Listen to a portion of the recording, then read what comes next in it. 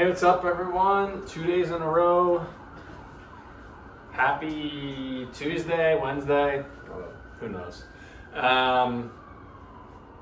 We're on a torrid pace. There is only 15 matchups left. We'll go through 8 of them today. Voting will take place overnight. And by tomorrow, you'll know what the Elite 8 looks like. Things are moving fast. Today, usual format, we're going to go through the 8 matchups that are left. We got 3 special guests coming on. Yours truly will fill in where we don't have any guests talking about the matchups, but without further ado, I say that a lot, almost every intro. Anyway, Barry Beers also has the day off today for God knows why. Wasn't sanctioned by the network, but he just did not show up to work today. And that's that. As you can see, we have all the matchups in one picture now, hanging out at the Waffle House. But let's get into it.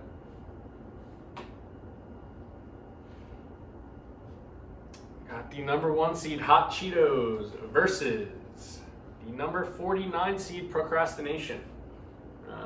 Today we brought in Joe, one of the voters, to talk about this matchup. I'll kick it over to Joe. Good afternoon from sunny Denver, Colorado.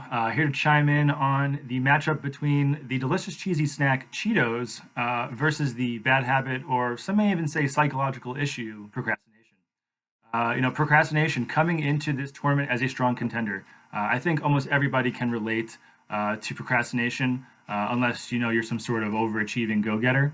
I think instant gratification is a hard thing to pass up. Especially when you're staring down those arduous tasks that eventually lead to long-term success. I know for a fact that procrastination has molded me into the man that I am today, both good and bad, mostly bad, I would say. Me doing this video right now, I'm totally procrastinating. So certainly something to be said about that. As far as Hot Cheetos goes, I did go out 2 weeks ago during the mad grocery rush of COVID-19 and bought like 4 bags of these as bracket prep. I will say I am a Puffs guy. Don't like the crunchy. Went with the Puffs. I'm not even sure the Puffs are even really in this bracket technically, but I will interpret this as I wish and kind of include them in this conversation. As overall, I would say that solid snack. I do like the heat. A little too spicy as your daily driver snack. Definitely having a lot of water consumption with these to try and cool off the taste buds. And also, I was having some of these before I came on the air. Look at these fingers, just an absolute disaster, just a complete mess. You gotta wash your hands numerous times if you're trying to multitask. Not the best work from home snack, to say the least. Also, this color, definitely artificial. No way that's natural. So, wrapping this up, while procrastination is widely viewed as a negative, I think sadly we're all a slave to it. And that's why I'm taking procrastination to take down Hot Cheetos and end their hot run. Back to you, Pat. Wow, Joe, thanks for the very in-depth analysis there. Really appreciate you going through the trouble of getting your hands dirty, literally, for this one. I tend to agree. I mean, I don't like spice. I think I've said that a number of times on this, with my baby mouth and all.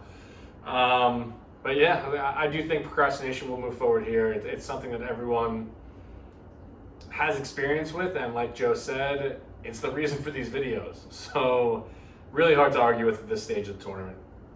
Next matchup, we have number 25 seed Sundresses, who received quite the lambasting from Lou yesterday, versus number 41 seed Chicago, Illinois, the winner, the tiebreaker champion. I think there's a new light on Sundresses from yesterday. Lou brought some good points up about spring. I don't necessarily correlate them the same. I don't love spring. I think spring also brings some terrible things. Pollen, start getting hot. Not always my favorite things. Chicago, no one's really brought up the murder rate yet. The just random acts of violence. I think I read somewhere that the air in Chicago is 74% bullets. But I voted for Chicago twice. I voted for Sundresses twice. This will be a tough one for me. Also, no one's really brought up the fact that sundresses can be worn by anybody. Good looking, not good looking, big, small. So I think this is an interesting matchup. I do think our group of voters has an extreme bias towards sundresses, but we'll see. Next matchup, number 4 seed Adjectives versus the number 20 seed Stadium Hot Dogs. Adjectives has a very unique standing in this tournament. I mean, Paul did a great job of explaining why he didn't vote for Adjectives without using an adjective, but in every one of these matchups, you're using adjectives to describe all the participants, all the teams. Stadium Hot Dogs, back to Lou's point actually, are people voting for Stadium Hot Dogs because they love hot dogs, because they love summer? I personally love going to a ballpark, grabbing a dog, going to a barbecue, grabbing a dog, and I like the taste. I don't think I'd pick a hot dog over a burger at a barbecue. We're talking about ballparks. Not really a better food you can eat at a baseball stadium. That's that for that one. Next matchup, number 60 seed Sex the Lights On. This very inviting couple there versus the number 21 seed Organized Crime. You got Tony Soprano there. I don't think we've really touched too much on the fact that organized crime is in a ton of our pop culture. Shows like The Sopranos, The Wire was organized to a degree, Breaking Bad, a lot of great shows come from organized crime. It's not always just mafia-related things. Now, Sopranos, I personally think, is one of the greatest shows, if not the greatest television show that ever existed. Sex is sex. Sex sells. Somehow didn't have a shutout in the last round with Vinny's drunken vote for Glitter. But I think this one will be closer than that matchup is. I'm not sure Organized Crime has enough legs to pull this one out, though. Next up, Cinderella Story. Vinny's been on since day one. The 63 seed Meerkats versus the number 50 seed When the Beat Drops. Of course, I had to bring Vinny back onto the program to talk about Meerkats. He's the expert. He's claimed himself to be the expert since day one, so I'll kick it over to Vinny. Hey everyone, Vinny here today to talk to you about the matchup between Meerkats and When the Beat Drops. I have no fucking idea what When the Beat Drops means, so I've taken to the street to ask some opinions about the matter. Here we are on the streets with our first pollster. Let's see what she has to say. Ma'am, can you please tell me how you feel about When the Beat Drops?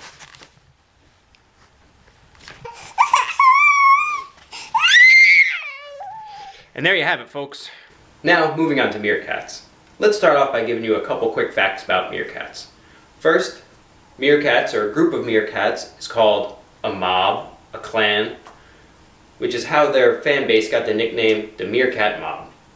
Second fun fact, they used to have a TV show. That in and of itself tells you how cute these things are. Because of that, the Meerkats are going to run away with this one. When the Beat Drops, it's kind of a ephemeral, who knows what the hell is going on. I'm on a bunch of acid, having fun, or Molly at a club. Fuck it. We're over that. We're like 30 years old, can't do that shit anymore. Meerkats are going to take this all the way. And I guarantee you we're going to see Meerkats versus Sundresses in the final matchup of this season. Pat, back to you in the studio. Well, that was something else, Vinny. Not only were you wearing a sundress, I'm pretty sure that despite what that disclaimer said at the end, that you did pinch your baby on the foot in order to get her to cry on cue like that. I do think Meerkats is somehow going to continue their run, though. I agree. When the Beat Drops is a little too abstract for me to be this deep in the tournament. Meerkats, you know what you're getting. The show that Vinny referenced, Meerkat Manor, had one of the best. It's one of the best reality shows I've ever seen. It wrapped love, romance, drama, familial battles, fights, all into one. I know it's not on Netflix anymore, but it's got to be somewhere out there. Highly recommended Meerkat Manor. Next matchup. The number 26 seed IPA is coming out battered and bruised from their matchup over boneless wings in the previous round versus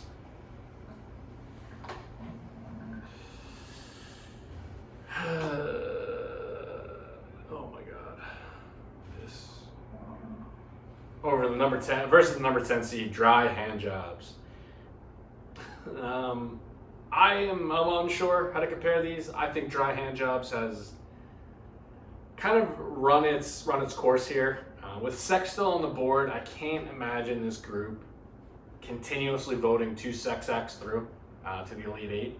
I think they're sending a lot of message to the population about just how horny they are, and I think that's going to end to some degree here.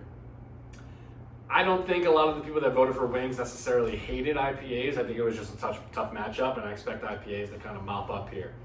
No pun intended. Next matchup, number 62 seed, Wearing a Tuxedo versus the number 14 seed, A Good Hair Day, as I previewed in our results round. This is the vanity matchup. What is more important to you as a guy when you're going out? Is it your clothes? Is it the fact that you're wearing a tuxedo, or does your hair have to be on point? Now you can replace a tuxedo with a suit in many cases. Also, you don't have to have a good hair day in a lot of occasions. You just can't have a bad hair day. But at the end of the day, if you're trying to look at 10 out of 10, what is more important to you? Yeah, that's going to be a personal tough one for me. Up next, we have the 59 seed Birth Control versus the number 22 seed Loose Cannons.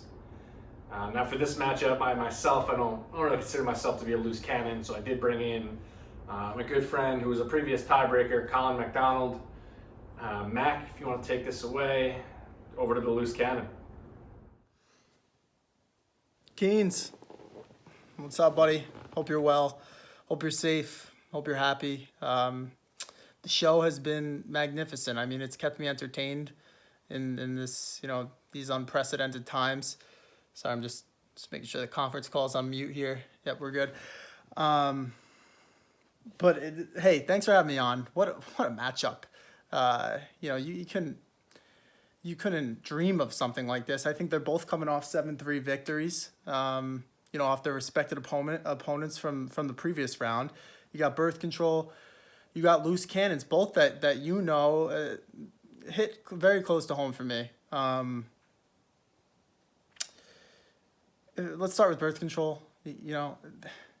First thing that pops out to me is just the rewards and the benefits that's brought to me over the years. I mean, I was a bachelor in college. I played hockey. I like to live the dream. Condoms are for sailors. You've seen Austin Powers. We've all been there, and just from a safety standpoint, from a peace of mind standpoint, and not to be completely biased here, but for the woman, it makes it a little bit easier on them, from what I understand. I guess it could mess with their hormones, whatever. They seem to all benefit from it. They're all on it. Everybody's on it. You just assume everybody's on it. So you take that away, and what kind of world do we live in? We're living with, most people can't be parents as it is. Could you imagine if there was no birth control?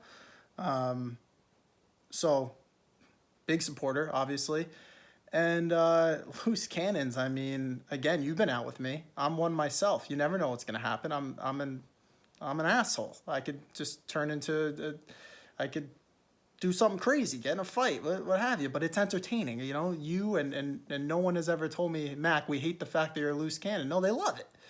It brings entertainment. We're not going out acting like a bunch of pigeons. We're having a good time, and without a loose cannon, a lot of lost entertainment, a lot of lost love, a lot of lost memories.